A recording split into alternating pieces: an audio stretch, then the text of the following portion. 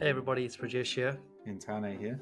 Welcome to our podcast, Baskets of Knowledge, Chats with a Difference. In our podcast, we invite guests from around the country and around the world to talk about how they got to where they're at the moment. It's about a journey, it's about an experience, it's about their life.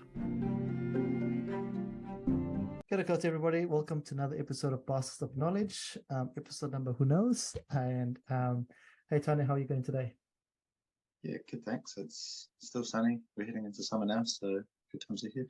Yeah, brilliant. And what have you put into your basket of knowledge since we last spoke? I guess probably the biggest thing now that everything's starting to slow down a bit is, that sometimes you don't realize how good you had it until, things start changing. And I guess, as I'm finishing the end of my degree and, everyone's moving out of the hall, I'm starting to realize, some of these people, some of these guys, didn't probably spend enough time with or get to know as much. And I guess that's always the fear, when people move on to better things is, like you wish you probably got to know them a bit more, but at the same time, you can also remember all the good memories that you made with certain people as well. Yeah, it's crazy how life is very transitional. You have these relationships that happen, and some of them are transitional. They happen for the point in time. So for you, for this year, okay, cool. Some of them will last long, like you and I, when we first connected all those years ago, who would have thought that we'd be still talking off? Not that we're going to fight, but it's just crazy how those things happen. So you'll find the people that they're part of your life at that point in time, and then they move on, and that's all good. And they've left something either good or bad in your life as you move on. I think that just dovetails really well into my biggest learning since we last spoke. I think it's basically around just respect. Respecting that everyone has a different map of the world, and I think it's very hard for us in our lives to forget that the way I look at something and the way you look at something at the exact same thing is very, very different, and there's no right or wrong. And I think too much of our time is spent trying to go, hey, this is the right way, this is the wrong way, as opposed to trying to understand how both ways could be correct or how both ways could be wrong. And and it's a bigger learning that I had, a big revelation I had, I guess, in the last few weeks or so. But hey, as always, we're not here to talk to each other. We're here to talk to our guest. And as always, to our regular listeners, that we go around the country and around the world to find people that we think are interesting and amazing. And we think the world is full of amazing people, interesting people to share their stories. And with that, we'd like to welcome to our podcast today, Nora. Welcome to our podcast, Nora. Hi, guys. How are you? Fantastic. We're so excited to have you on today. Thank you so much for having me. No worries. Nora, before we get started, do you want to tell listeners a little bit about who you are and where you are at this point in time in your life? Sure. So if you guys don't know me, my name is Nora. I'm originally from Auckland.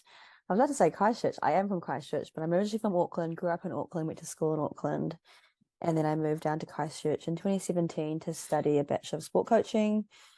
Went to go on after my degree to do a grad diploma in marketing. Got in about 3 weeks in, and I thought, this is not me. And then started doing a postgrad in sports science. And then halfway through the year, I was doing a really cool internship. And then my supervisor said, hey, why don't you just change it to a master's, just do your thesis next year? And I was like, cool. So completed my master's last year, and I also work at Les Mills. And right now I'm doing, working in IT, doing data analysis and loving the gym, loving Christchurch, and yeah, loving life.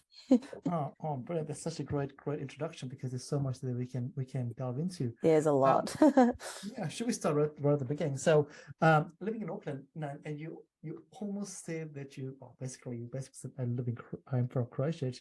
What does that feel like? Growing up in Auckland, now making Christchurch your home. How does that? Auckland. Every time I go back to Auckland now, having lived in Christchurch now for 6 years, I always just get blown away with how many people there are, and it just keeps growing and growing and growing. And it's really different going back to Auckland now, because my parents, we grew up in Epsom, we have a house in Epsom, but my parents now live in Wellington. Then my dad got another job in Wellington, so they moved there about 3 years ago. So going back home to Auckland isn't actually home anymore, because yes, we have our family home, but it gets rented out to my sister and her fiance. So I don't really technically have a home in Auckland anymore. Like, my home is still there, but it's just my room's not there anymore. My childhood room's not there anymore. So it's really different going back home to Auckland. I don't tend to go back very often. If I do go back home, it's to see my parents in Wellington. but it's a completely different lifestyle compared to Auckland and Christchurch. Like there's a lot less people in Christchurch, a lot less traffic. It's definitely quieter in Christchurch, which I do like, but there are bits of Auckland that I do miss in terms of like my friends, and I've got a little bit of family up there and stuff. But I would definitely say Christchurch now is probably home. And it's so crazy, because the word home just mean, it just means so much and so different things. Like for example, I'm going to go to Tane now. Tane, where's home for you? Because you said you're from Taranaki. We know that your family lived there, but you've been living in Dunedin for 3 years. What does that feel like for you? Yeah, it was definitely a change of perspective, especially after the first year. I guess, during the first year, you have the comfort of the hall. And so, when you do go home, it's still new to you, it's still fresh to you. And so Taranaki very much felt like home. But I guess this year, when I went home during the middle of the year, I realized that, everything's continued going. My parents, my family, they all have their own schedule to live by now. And so I'm not really a part of New Plymouth anymore. Whereas, down here, I've got my friends, I've got my second family, if you will, so it's really been a change of perspective, but also knowing that, Taranaki will always have a special place for me for the values I learned growing up and how I take them into the world. And I guess, it all depends on whether home is the physical material thing, or whether it's where your whānau and your family are. Like you said, Nora, your parents now live in Wellington, so home for you is seeing them in a whole different way. But yeah, home doesn't necessarily have to be like a physical house. Yeah. It can be people, it can be community, it can be a gym. Yeah. So many different ways to look at home. The definition of home. And talking about home and definitions of home, if I said to you, Nora said, hey, you're 30, Nora. Hey, you're 30, Nora. When you finish up, in a few years' time, you're going to be doing a master. You'll have a master's. What would you have said to me at that point in time? Oh, she would have like no idea that she would have been doing her master's. Because initially, when I was in year 13, I just wanted to go away from home. I said, right, I want to go to Wellington. I said to my mum, I said, I want to go to Wellington for uni. She said, A, what are you going to study? And B, Wellington's a very expensive city to live in. Like, what are you going to do? And I said, I don't know. I just want to move away from home. And a lot of my friends were going to Dunedin, but I wasn't quite keen on Dunedin. I just was really set on Wellington for some reason. And she said, well, figure out what you want to do, and then we can go from there. And I was like, well, I don't know what I want to do. So we did lots of researching, and we found that there was a Bachelor of Sport and Rec that was available, but it was in the North Shore in Auckland. And I was like, I don't really want to commute to the North Shore every day. As you know, Auckland traffic going from Epsom to North Shore would take about probably 45 to an hour. And then the next kind of option was Christchurch, because my mum's got a business here and my brother was also down there studying too. And mum said, why don't you check out Christchurch and see what it's like? So we booked a flight down. We went to the tour around Christchurch, and I like fell in love. I was like, my brother's here. Like the campus is really cool. It's in a really cool suburb. The city's really cool. It's like, being developed really well. And I was like, yep, going to go to Christchurch. And the plan was originally 3 years and then go find a job. But there were so many of us, so many of my friends, which I call home now as well, that was still staying down in Christchurch. And I thought, why not study some more? And I really enjoyed study as well. So I was like, why not do another extra year? And then after that, I was like, why not do another extra year? And 5 years later, a lot of debt, but lots of happy memories, lots of friends made, and I wouldn't have changed it for the world. Absolutely not. And it's so crazy how that life plan changes, right? I mean, for example, when I came to New Zealand, my life plan was to do 2 years masters, then off I go find a job and blah blah blah blah blah. That didn't happen. That did not happen. You get into a PhD program and then you start doing that there, and then all these other opportunities come up and you're like, ah. So all base laid plans just got the window. And it's easy to say that in hindsight. It's crazy as well because I've been for a few job interviews this year, and they always ask me the same question, like, where do you see yourself in 5 years? And I hate that question. I got to say, be honest with you, I really, really hate that question, because I have some sort of plan, but like it changes so often, like depending on your circumstances. So I like never really know how to answer it. Like, I don't know where I want to be in 5 years, because there's so many different things that I want to do. And there's so many different opportunities that get offered to me, which I am not like, which I'm not aware about. So Yeah, it's a really hard question. I don't really like when interviewers ask that, in my I think opinion. I think it's a very archaic question. I think it's archaic because maybe 20 or 30 years ago there was set job, you just get into a job and this is your growth path. But the world at the moment is what's going to happen next week. Like you said before, you have no idea what opportunity is going to arise. Exactly. And you've got to be open. It's very different if you say this is what I'm going to be in 5 years, and then you block every opportunity that comes forward. So Yeah. I think they need to get rid of that question. It's a terrible question.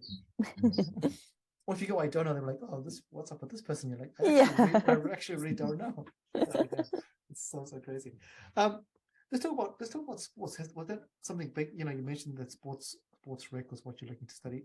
Has always been a big part of your life, or Sport, yes. Ever since a young age, any mum and particular dad, sport? swimming, competitive Yeah. swimming.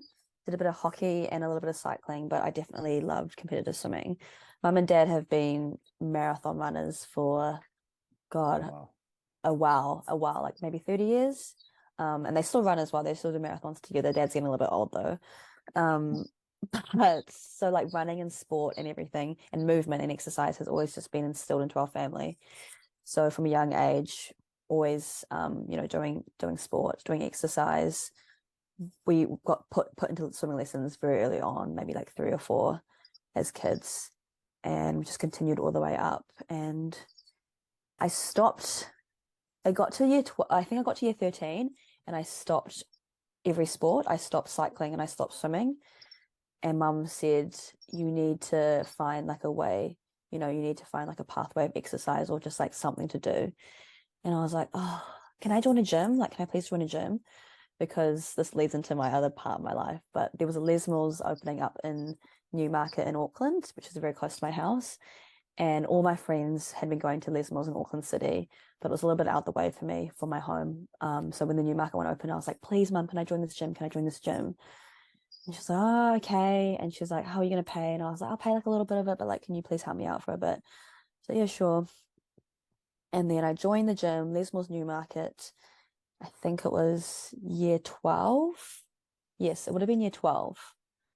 And that leads into another part of my journey, which is Les Mills, which I met you from, P. Yeah, totally. And we'll talk about that. Yeah. And I guess, it's pretty interesting because you knew what you liked. And was that so? I guess there's two questions here. So you joined the gym, you joined the Les Mills, which is we'll talk about in a bit. Was that also the reason why you wanted to study sports type stuff? Was it because you joined the gym, or was it because sports is instilled in your family? And It was a little bit of both. Yeah. I just didn't want to do. Yeah, I just really enjoyed the aspect of movement and sport, and it like really interested me. Like PE in year 11, 12, 13 was like a massive and one of my favorite subjects. I did scholarship PE and everything. So I always had that kind of like growth. I mean, from that passion, sorry, for exercise and movement and sports. And I just thought it would be a really interesting degree as opposed to maybe like a commerce or like a science degree. Not saying those degrees are boring, but I kind of wanted a more practical and hands-on degree. And I wanted I really wanted that for my tertiary education. So I chose that avenue, sports. Yeah, and I guess that's back to you, Tana, because when I first met you all those years ago, you had all these options, right? And because you were a pretty high level rugby league player, and that was a big part of your life.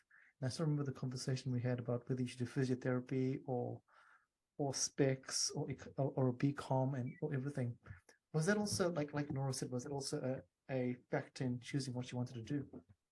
Yeah, for sure. And I guess leading into year 12 and 13, because I had this narrative of, oh, you should do physio when you're older. That's a good job. You get a good job out of it.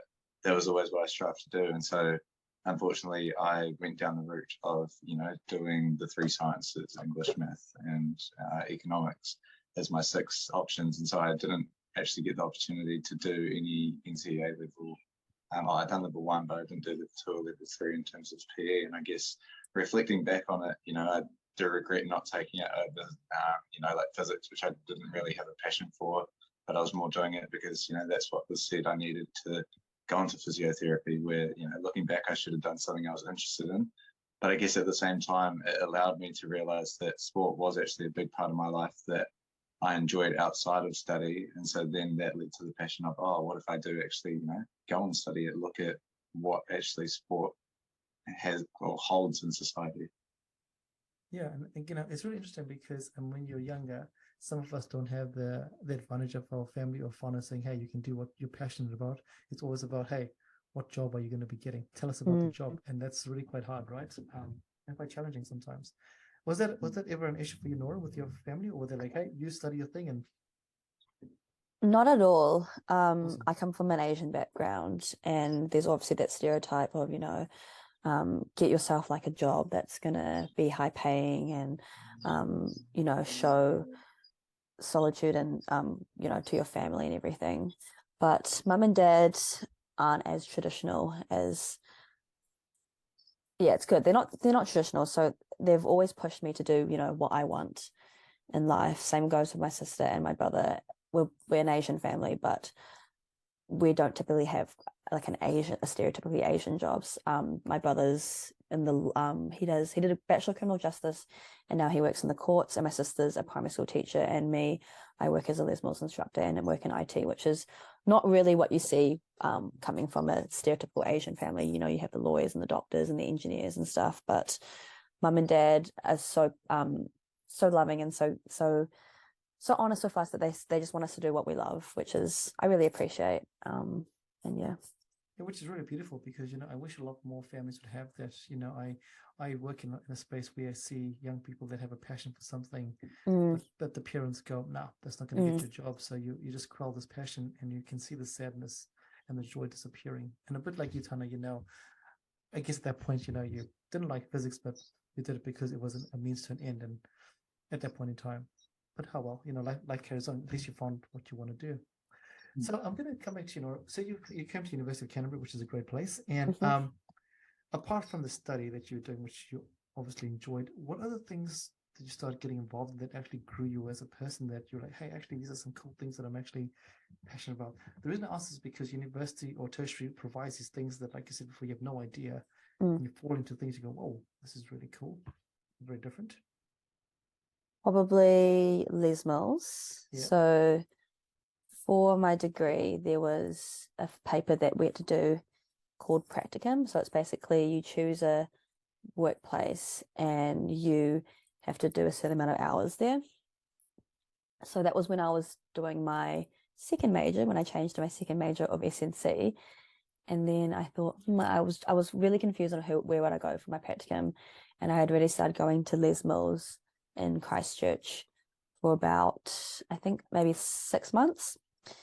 And then I always thought about group fitness instructing. I really enjoyed, so taking it back to Newmarket and Les Mills, my first ever class was the one that got me really hooked onto group fitness. I can still remember it really clearly. It was a Monday night body attack class, 6:15 p.m., 60-minute. And I still remember the instructor's name. His name's Ben Main. And he actually went to Dunedin as well to study. He's quite high up in Les Mills. But anyway, I remember going to his class and I was instantly hooked. The music, the movement, the energy, and its ability to inspire people to work and to be together for this short amount of time. And I was like, wow, this is so cool. I was just so hooked. Anyway, fast forward a little bit more. 3 years later, I was going to the gym in Christchurch and I was also studying my degree. And I thought about group fitness. And I actually had a friend, Savannah Palmer, who lives up in Auckland, and she's a group fitness instructor up in Auckland. She's really, really, really high up in Les Mills as well. And she'd been posting, she just started her group fitness journey, and I thought this was such a cool idea. So I ended up going to a class and talking to an instructor there, not knowing that she actually was the group fitness manager in Christchurch. Anyway, she was like, "I'm actually the group fitness manager. Do you want to come for a trial kind of thing?" So all I had to do was go to one of her classes and she'll just kind of see and sit up in front of her and she'll kind of see how I move. And so I did that on the Friday morning, 6 a.m. grit class. And then afterwards she messaged me. She's like, "You move really well. We're really excited and we're really interested to have you on the team. When can you start?" So I pretty much started July or June 2018. And for Les Mills, you have to kind of do a module before you get certified.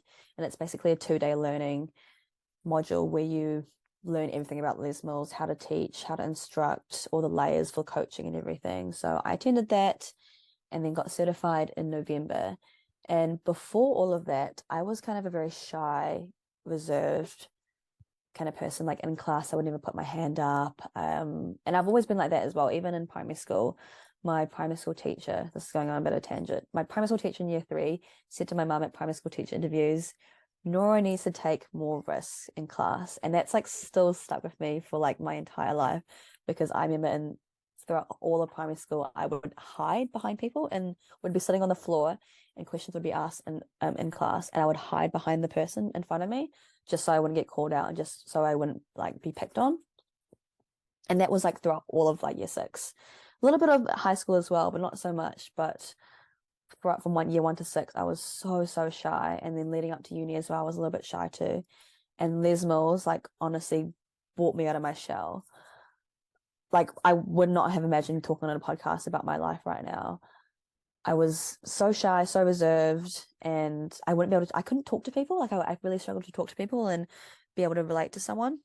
But now I do that like every day. Like, I go to class for Les Mills and I'll be able to speak to someone that I've never talked to before in my life and spark a conversation with them. So I really think Les Mills not only changed myself, but it just it really brought me out of my shell, and it really, really helped me become who I am today and help with my confidence. 4 years on. It's crazy, right? It goes back to that what we said before. If I asked this question 5 years ago, before you started, now if you were in a job interview and I said, what are you going to do in 5 years? You would never say, yeah, exactly. It's so crazy, right? You just spoke to a group business manager.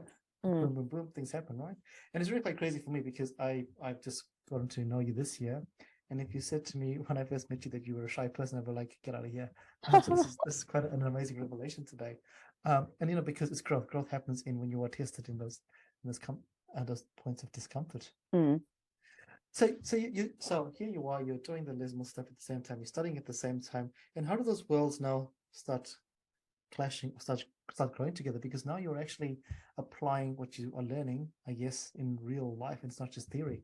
What is that like for you? Because I guess you go to class and be like, this is the theory of blah blah blah. And actually in class doesn't work like that. I think what sets me apart from other instructors is I've got that high knowledge. I've got my master's. I've got a degree in sports science. So I think that sets me well in front of lots of instructors in terms of I know all of the psychological benefits why we're doing this exercise and why it's going to benefit us. So it's really cool. When I did my sport exercise paper, physiological paper in 3rd year, and that was when I was really starting to grow myself as an instructor. And we were learning about, the muscles in the body and what kind of effect HIIT training has on like a participant and the anaerobic / aerobic results from exercise. And I was able to apply that in my classes. And I really feel like that helps in terms of bringing members back, and why I have quite high numbers in my class is because they've got a better understanding of, why we're doing this exercise and what this is going to do for them. So it's being able to provide them with, that little bit of extra information where they're hooked by that psychological benefits. And so it's really cool being able to blend, my knowledge from my degree into my career at Les Mills, or my passion at Les Mills.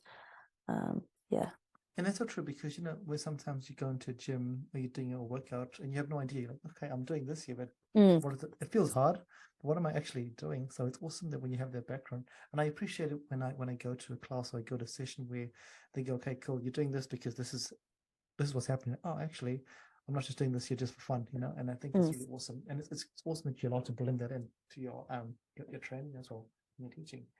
So you're doing this, which is really, really cool. And so now, for those of you that don't know much about Les Mills has got crazy amounts of classes. They've got amazing classes here. So did you start with grit? Was that your first class, your first module, or how did you? Yeah, so my first program was grit, and it's one of the newish programs. Maybe it's been around for maybe like 10 or 8 years, I think. No, 10 years, exactly 10 years this year. 10 years, I'm pretty sure, because we've had 40 releases. So it's been on for 10 years, so it's semi-new. And I started in 2018, so I've done this program for 4 years now. And then I really enjoyed that, was teaching for over a year. and I really wanted to do another program, and I was choosing between sprint and attack for ages, sprint and body attack. And there was one instructor who was quite high up in Les Mills with in terms of body attack. And he really wanted me to go to body attack. He's like, come on, Nora, like, let's, I'm ready to train you up, everything. And then I ended up choosing sprint, which is how I met P. And so I chose sprint, did my module in 2020. And then year after that, I did body attack. So last year I did body attack. And so I'm certified in 3 programs. So sprint, grit, which are both high intensity interval training programs, and then body attack, which is like an aerobic style sports inspired workout, which has been around for years. Like that's like the OG kind of Les Mills program. Yeah, so it's pretty awesome. And I mean, I'm like you said, I'm very lucky to come to your classes. What I'd like to ask you is, when you are going to your classes, one of the key things I've noticed is you connect with people that come to your class. Is there something that you actively set out to do? So when you go into a class and you see 50 people or whatever, are you consciously going, cool, I need to, I mean, it's not a conscious thing, but it's just something that you go, hey, this is what I'm going to do? Or is it something that you have to, all right, I need to do this sort of thing? It's something I've been taught by an instructor at Les Mills Christchurch, Bevan James Isles, Yep. who's just amazing man, like incredible mentor to me, incredible friend, and an incredible person. Don't know if your listeners know who Bevan James Isles is. He's pretty big in the fitness industry. He's marathon runner, Ironman, big in Les Mills, and he's got his own podcast as well. He's written a book, so he's really awesome. And I think it was maybe last year, I wasn't so plateauing with my instructing, but I wouldn't connect as much as I would. I would kind of just go to class, walk into the gym, and then go straight to teach. Like I wouldn't. You say that I'm a good connector now, but I wasn't really in the past. And I think it kind of I feel like I've only come out of my shell maybe end of last year and start of this year. And Bevan kind of noticed it. He would say, I can see you, like, you're such a great instructor. You teach so well. You say all these amazing things. You know, you say all those good psychological benefits and everything, but you're not connecting. You're not connecting before class. You're only connecting after class. So I would connect after class. I would stand by the door and I would say bye. But before the class, I would kind of just walk into the room, put my music on, and be like, yep, let's start the class. So Bevan's like, it starts with, you know, your class starts before you start your class. Like it pretty much starts the minute you walk out of your car and you walk into the gym. That's when you start. Yeah. And I think that's what sets Les Mills apart from, or Les Mills Christchurch apart from maybe other gyms or other clubs, is we're huge in connecting. And I find if I connect with someone before class, even finding out someone's new name, I teach 100 times better. I'm not sure what it is behind it, but it's just I for example, last Thursday, I walked up to body attack. We always arrive 10 minutes earlier, me and Bevan. Walked up to body attack and I saw someone that I'd never seen before in my life, like a new person. And I walked up to her and I said, hey, how are you? What was your name? We started talking, and it turns out that was her very first Les Mills class that she's ever going to go to. She just joined the gym like the day before. And knowing that, I was like, I really want to have a really like strong impact on her first class, because taking it back to my first class, like I said, it was like monumental for me. Like it was so inspiring. And I was like, I really want that, you know, I want that same feeling for her. So yeah, connection. Sorry, it's gone on a huge tangent, but I just love connecting with people before class. Finding out someone's name, talking about their day, talking about their week, because we like to say, no matter what shitty day someone's had, no matter what bad day someone's had, they've still come to that class to work out with me. And that for me is like, I'm so grateful for that, you know? So making sure they feel appreciated, that they've come to work out with me for the 30-45 minutes is really something that I want members to know. And so that starts with connecting, starts with acknowledging their presence in the class. And yeah, so that's why I'm huge in connection, especially now this year, coming more out of my shell. I think I'm really starting to find myself as an instructor. I think even after 3-4 years of teaching, I feel like I'm getting better and better. And I think that's really important, because I think it's very easy to plateau. very easy to go in, do the thing, and off you go. And some people do that there. You know, I go to some places and people just, they come and play the music and that's it. You get your workout, happy days, all cool. But I'm never going to remember that class. I'm right, Yeah. never. You know, that's it. And I think the connection is pretty key. And I think I'm going to bring you in, Tane, because the last time we spoke about your passion for teaching in schools, and I guess like Nora said, that the teaching starts before you even get to your school. Is there something that you resonate with? Because I know you're big with connection as well, Tane. Yeah, and I guess that's probably something I really struggled with my practicum this year, you know, was that going into the school, being in the position I'm in, it wasn't like I was going in to be the sole teacher or the one who's leading it.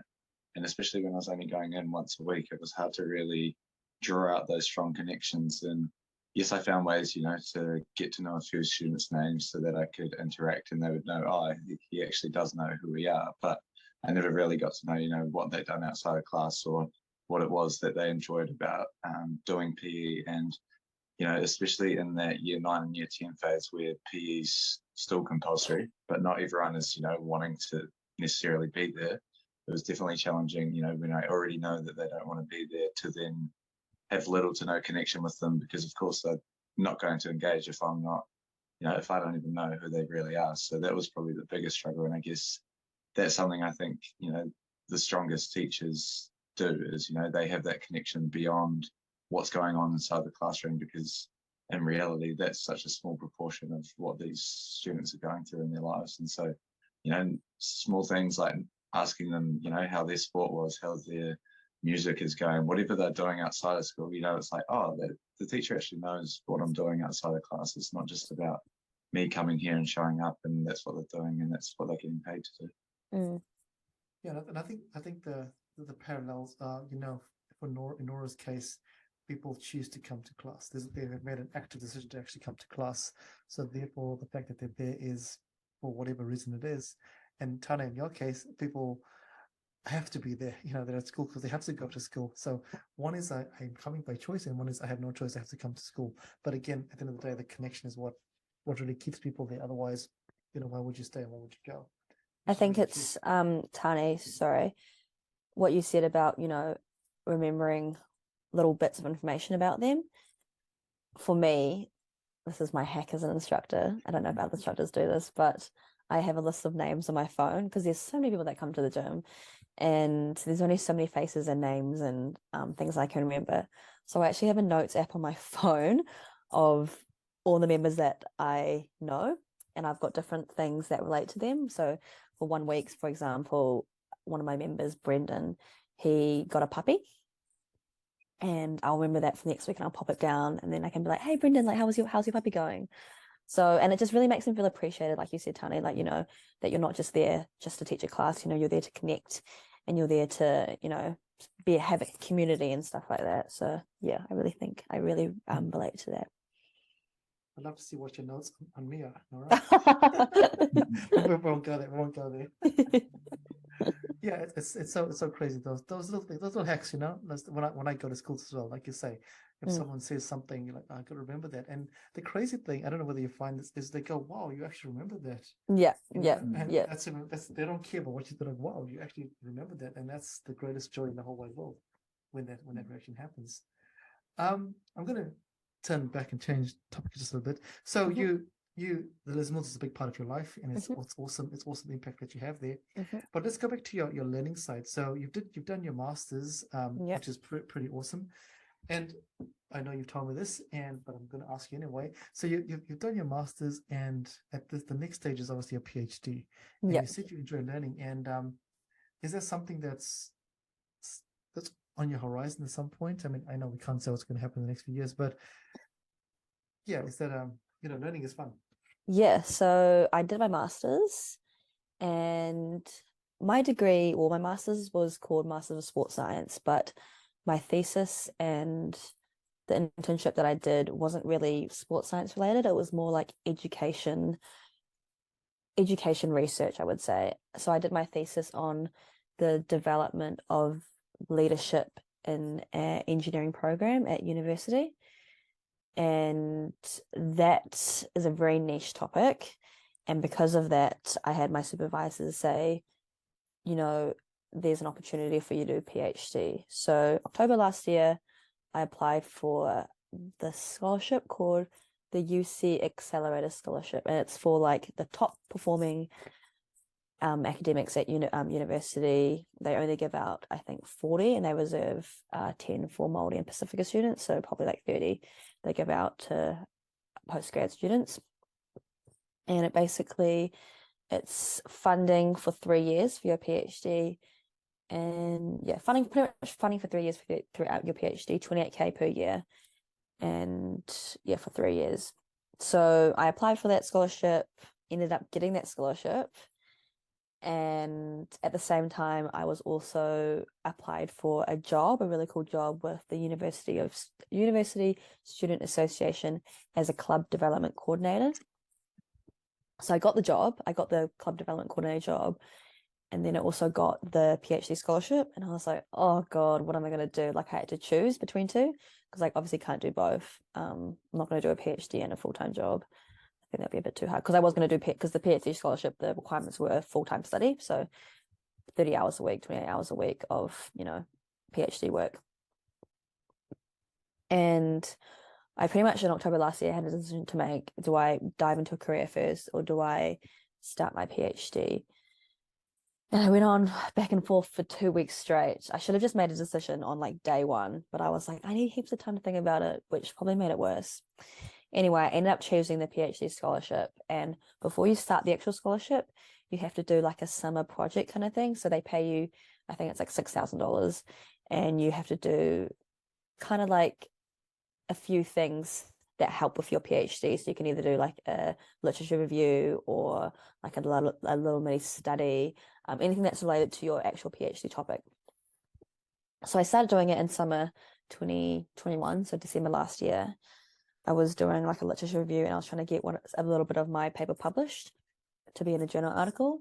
And I started doing it, and I was like, oh, I don't really like this. Like, I don't really want to do this. And I don't know, you obviously know this, Pete. Publishing an article is really hard. Like, it's really, really hard. Like, academic writing is so challenging.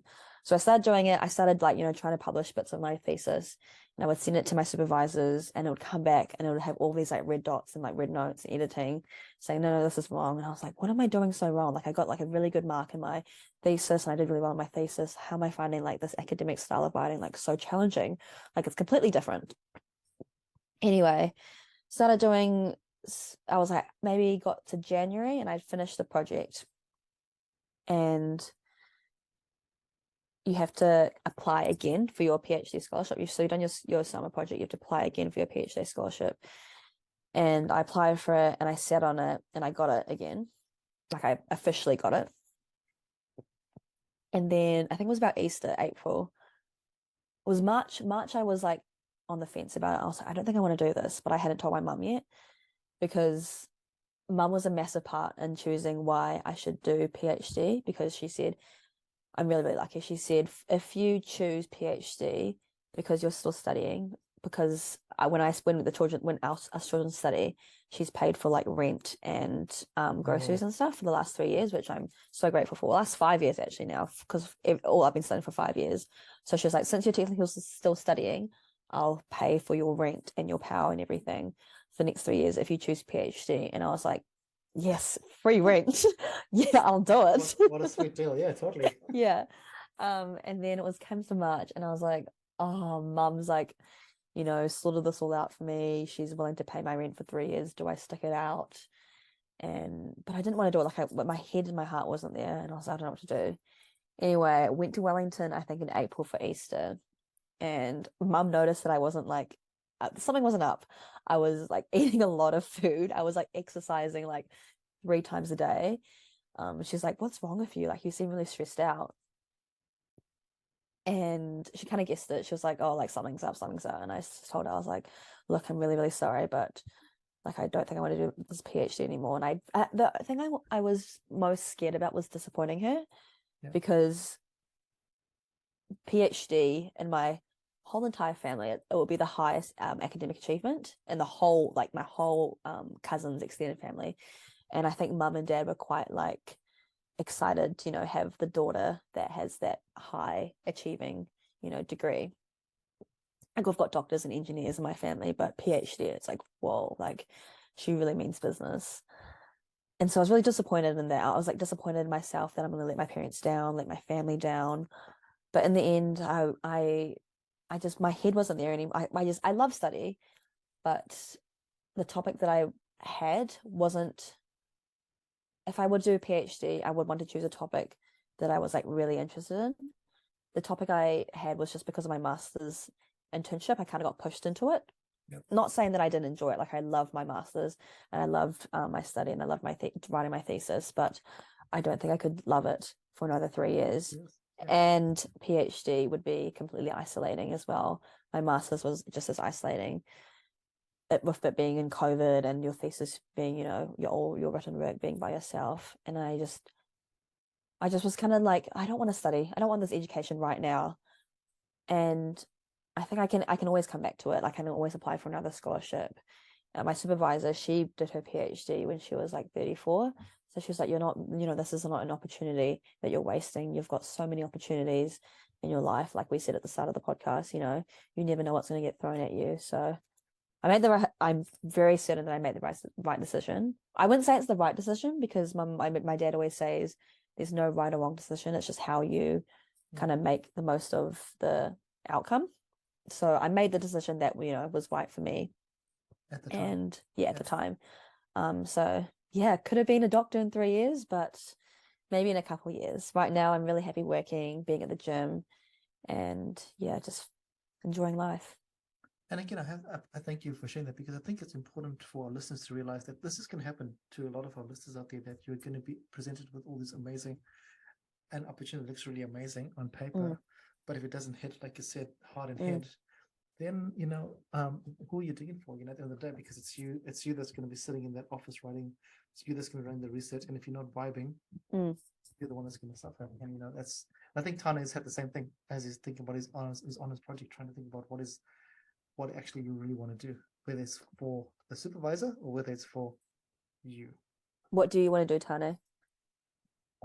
So I've had a lot of ideas going through uni, whether I was sitting in a lecture and we're talking about some topic and I scribble down something on the side of the pad being like, oh, that'd be interesting to look into that. So I went through back all my notes and kind of producer told me, try and look at different areas and see if I could narrow down something that I was interested in. And I think the other thing was, I wanted a supervisor that's really passionate about what I'm wanting to look at, because I know, that's going to be such a crucial contact that I have throughout my postgrad. And so when I was initially looking at it, I always wanted to go with one of our physiology lecturers because he's so passionate about what you're doing. He'll run tutorials for you to make sure that you understand the content. He'll answer an email at 9 o'clock at night. He'll really go the extra mile. And so, it's just seeing that passion, I really wanted to go under it. But the more I looked into my notes and what I was interested in, the more I seen that what I was interested in doesn't align with, his area. And that was a tough pill to swallow.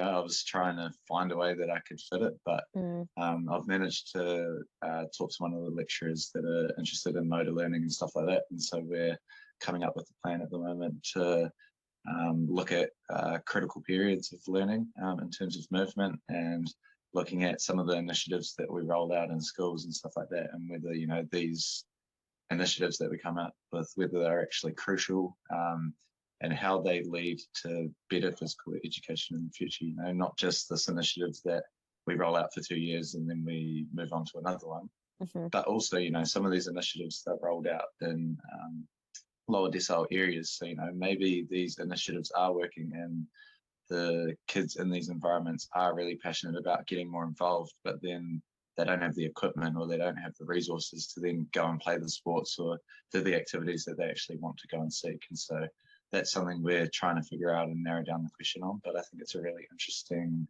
topic and field I'm interested in. Oh, sounds interesting. Yeah, and you can just tell, sorry, Nora. Oh, it's good to follow what you're passionate about as well. Definitely. Yeah, totally. And like Nora said, the passion is coming through pretty clear there, it's, which is really important. Talking about passion, you touched on something just very briefly, and I'm going to bring it up because 2020, crazy year for the whole wide world. But here you are a Les Mills instructor, Mhm. and now you can't be a Les Mills instructor because you're locked down. What is that like for you? Or how did you navigate that world? Yeah, it was a pretty crazy time.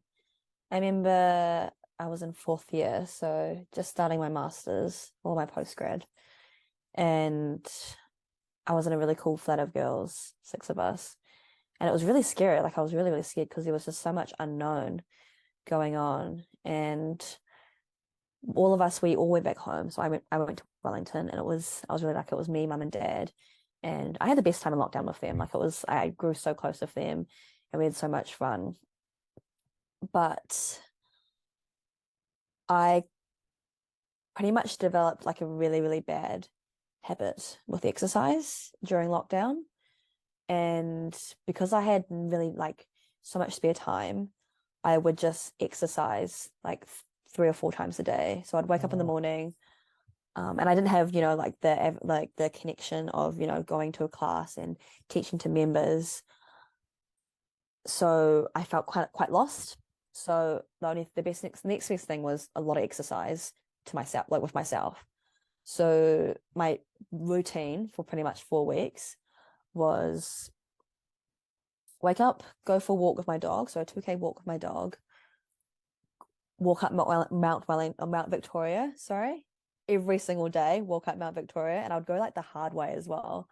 I don't forgot what way it was, but you enter through like near the Liquorland and the liquor store up that way, like a really steep part. And sometimes I'd go the opposite way and go by Oriental Bay and walk up that way every single day. And then I'd come home, have some breakfast, and then do like a HIIT workout, like a grit workout. And then that'll be done. And then in the evening, I'd go for a run or I'd do another workout. And that was because I was craving the same emotions and the same feelings that I got from like a Les Mills class, and I didn't have that. I think I did in the 2021 lockdown. I was able to teach to the live Zoom. We did like live stream classes to our members in Christchurch, but we didn't really do them too much. It was more like the instructors from Auckland that were doing it. So I was like craving this like attention or this, that connection feeling.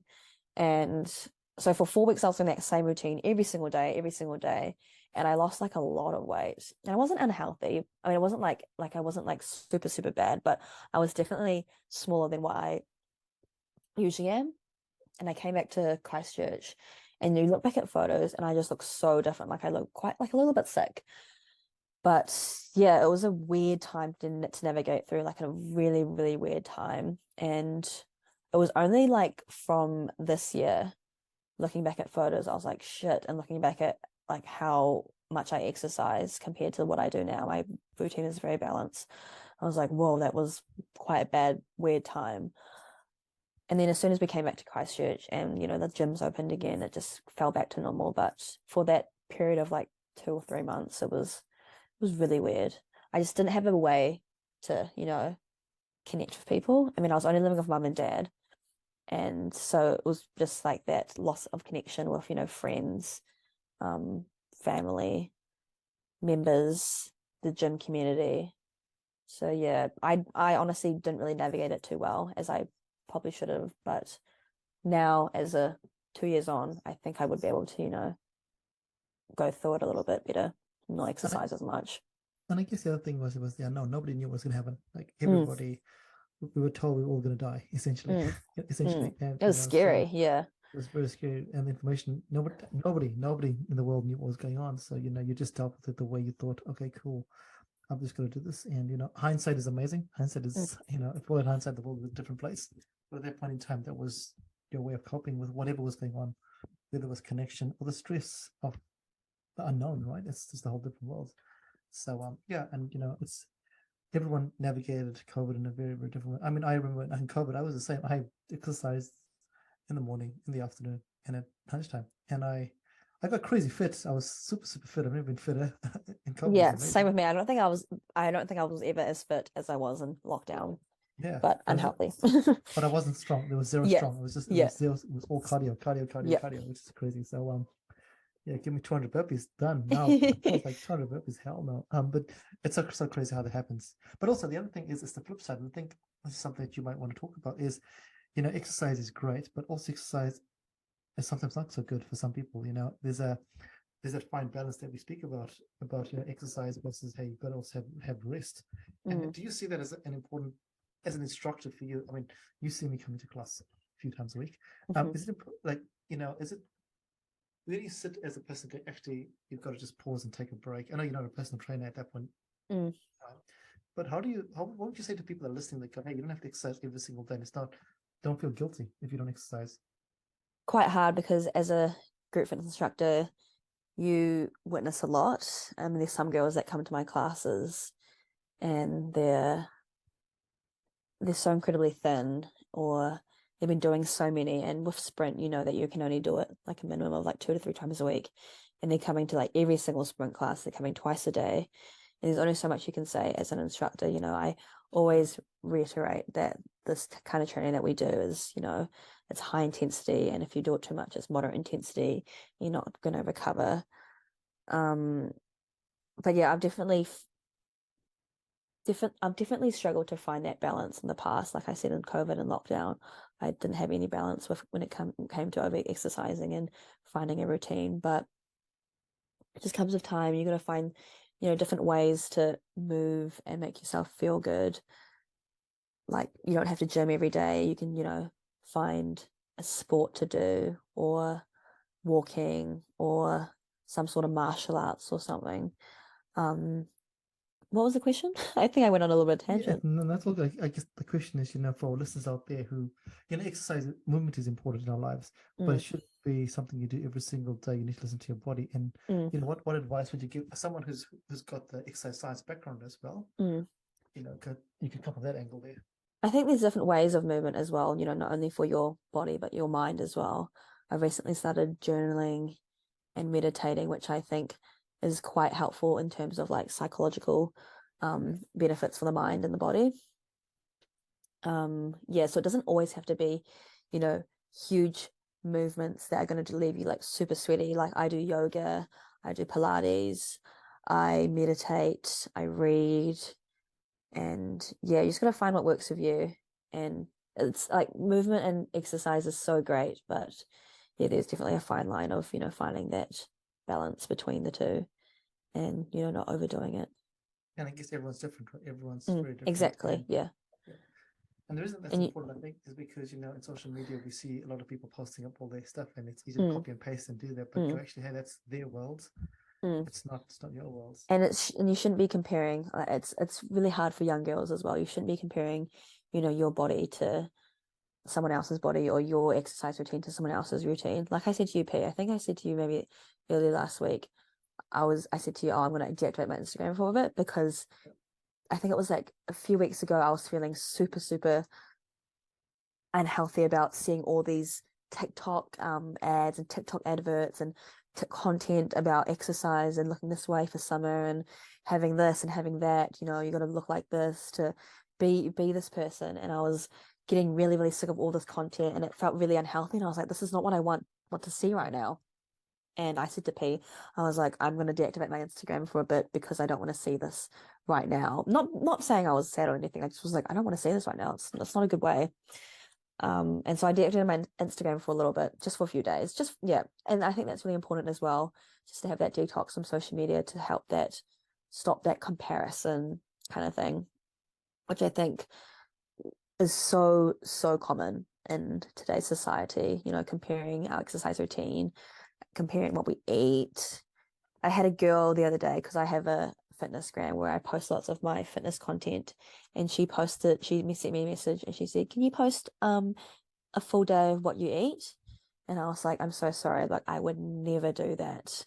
And I know some other people do that as well for inspiration, but I know for some people it's super triggering seeing every single meal for what someone eats, because what I eat is going to be completely different to what someone else's needs are for their body and how much exercise they do. And I do not want to start, that conversation of comparing, I should be eating this much, I shouldn't be eating this because she's not eating this. Like, I don't want to be that person. So yeah, I definitely recommend for, you know, young girls or young boys to take a break from TikTok, take a break from Instagram, from social media, and just to help with that, you know, comparison, because it can get really, really toxic.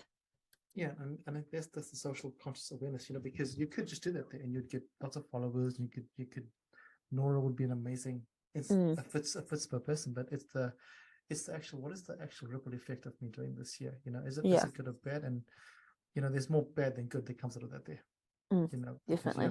You have no idea, because people just see a snippet. They don't know they don't know who Nora is, what Nora actually does. You know, the fact that she's actually got another job, she's not just working the whole time. You know, so that's awesome that you do that there. Nora, we've been speaking for almost an hour now. Wow. Isn't that crazy? We could keep delving into lots and lots of areas, but I think we will probably start wrapping up now. And the way I like to wrap up this podcast is our podcast is called Baskets of Knowledge. And we invite all our guests to give us one piece of knowledge that they'd love our listeners to put into their basket of knowledge through their experiences. Is there anything that you'd like? Well, is there? Could you please share something with us that you think would be through your experiences? It could be anything. I quite liked what Tane was saying, you know, bringing it back to being following your passions, and, you know, staying true to yourself, and also a little bit about me as well, being brave, taking that risk, and, you know, being confident. So my basket of knowledge is follow your passion, be brave, and stay true to yourself. And that's so beautiful, because a lot of us don't do that. A lot of us are afraid. We keep, you know, I'm going to go back to what you said before. When you were in year 6, was it? You hid behind someone. Yeah. A lot of us do that, right? We hide behind excuses. We hide behind other people because we're afraid to make a mistake. And by being afraid, we're not being our authentic self. You know. Yeah. By doing that, we never find our passion. And you know, and that could be as simple as wanted to ride a bike, to reading a book, to hey, I want to learn a new language, but I'm afraid other people are going to think. So that's an amazing learning that I think everyone listening could resonate with. So thank you. And I think that was a big part of my PhD, stopping my PhD as well, was taking that risk and being brave and staying true to what I thought was right for me. So yeah. Yeah, there we go, living example. Tane, any last words from you? No, I just like I like the notion of being brave, especially, you know, as I guess linking back to this whole idea of, you know, like everyone's got a different way of doing things. And, you know, I think that's probably something I learned, you know, growing up with always having rugby and rugby league in my background. You know, now I've started running this year, which I've never really done. And, you know, I go and play badminton with one of my mates, and, you know, all these different ways that we can, you know, still get the benefits and reap the benefits, but doing it in different ways. And I think that's something, you know, you've got to do as you get further in life, because otherwise it just becomes the same old routine, which, you know, routine is good, but it stops your curiosity, and it stops you from, you know, going out and finding a new passion. Yeah, awesome. I think that's really quite true. And you don't know what you don't know. I mean, if I hadn't gone to a sprint class all those years ago, I would never have met Nora. If I had never, you know, asked you those questions, Tane, at school, and hey, kept in touch with you, we would never have known. This would never have happened. You know, if we had just stopped and said, no, we're not going to do a podcast. You know, so being brave goes to every single aspect of your life, which is really cool. Nora, thank you so much for being on today. Really enjoyed this conversation. I've learned a lot about you as a person, so thank you for that there. No worries. Thanks for having me. I loved it. No worries. And for listeners out there, thank you for listening in. If you are in Christchurch, go along to Nora's classes, because she's pretty amazing. If you're not in Christchurch, well, hard lucks. But thank you for listening to us. And as always, hopefully you find something that you can put into your basket of knowledge. And if not, like I always say, why not have a listen to the podcast again and you'll find something. Till next time, keep well, keep safe, and keep putting something into your basket of knowledge. Bye, everybody. Thank you for listening to Baskets of Knowledge.